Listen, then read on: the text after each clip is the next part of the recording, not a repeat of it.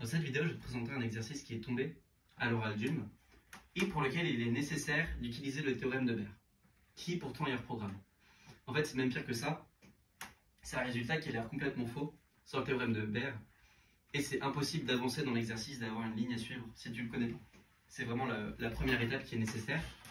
Donc, l'idée c'est qu'on garde une fonction qui est continue et telle que pour tout x, f de nx, la suite en fonction de n, ça tend vers 0 en plus l'infini. On veut en déduire que f de x tend vers 0 en plus l'infini. Ok? Donc là on utilise le théorème de Baire, c'est que l'énoncé, en gros ce qu'il nous dit c'est que je fixe un epsilon strictement positif. Ce qu'il nous dit c'est que je prends l'union pour n en grand N des x tels que, quel que soit k plus grand que n, f de kx plus petit que epsilon, il nous dit que ça c'est R+. Ok? Pour tout élément x dans R+, je sais que f de nx tend vers 0, donc il existe un petit n tel que pour tout k plus grand que n, f de kx est plus petit que epsilon. Ok? Sauf que R+, c'est complet, et que ça c'est, que je vais appeler Fn, c'est un fermé. Ok? Et j'ai une union de fermés qui fait un ensemble d'intérieurs non vides, donc je sais qu'il existe n tel que l'intérieur de Fn est non vide. Ok? Donc, je dispose de AB, et que j'ai AB dans Fn. Ok? Et ça, je vais juste le réécrire. Ce qui veut dire que pour tout x dans AB,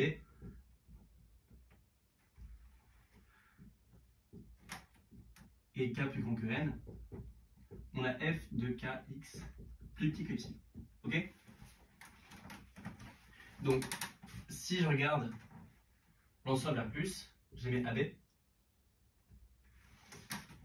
Et je sais que si je regarde KA, KB, K plus 1 A, K plus 1 B, ici je suis dans une zone où on est plus petit qu'epsilon. Et la question c'est, est-ce que les recouvrements des KA, KB, ça va pour tout K plus grand que N, est-ce qu'à un moment ça va recouvrir R+, assez loin? Okay, est-ce qu'à partir d'un certain rang, la réunion de ces intervalles va recouvrir R+?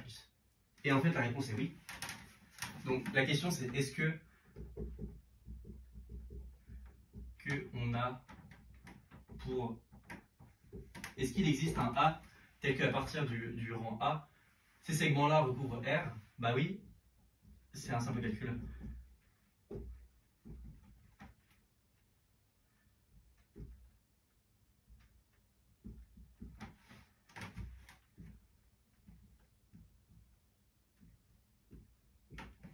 Donc, est-ce qu'on a ça?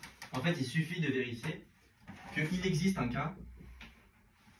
Il suffit de vérifier qu'il existe un cas où les segments vont s'intersecter. Okay? Si j'ai un cas à partir duquel on est dans cette configuration, je commence KA ici et je le termine là, on va continuer à être dans cette configuration. Et donc, l'union des intervalles autour du point.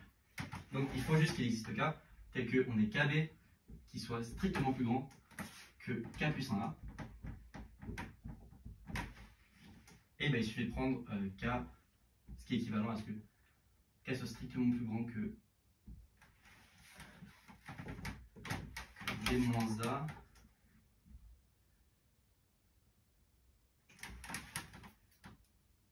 Donc ça c'est équivalent à ce que K sur K plus 1 soit strictement plus grand que A sur B. Sauf que ça c'est strictement plus grand que 1. C'est strictement plus petit que 1. A sur B est strictement plus petit que 1. Donc à partir d'un certain rang, j'ai que K sur K plus 1 est plus grand que A sur B. Et donc tout recouvre. Mais c'est complètement intuitif parce que quand K tend vers plus infini, la longueur de l'intervalle tend vers plus infini aussi. Et comme la distance entre les intervalles, c'est juste B-A, c'est sûr qu'à un moment ils vont se rencontrer. Okay? Donc ça termine l'exercice.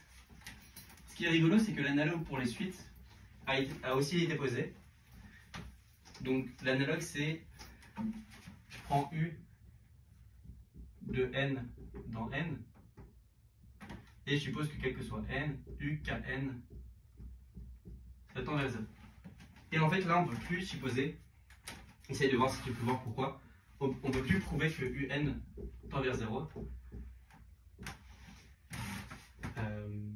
En fait, la raison est simple, parce que ce qu'on teste ici, ça ne teste pas du tout sur les premiers, ça teste juste sur les multiples de n.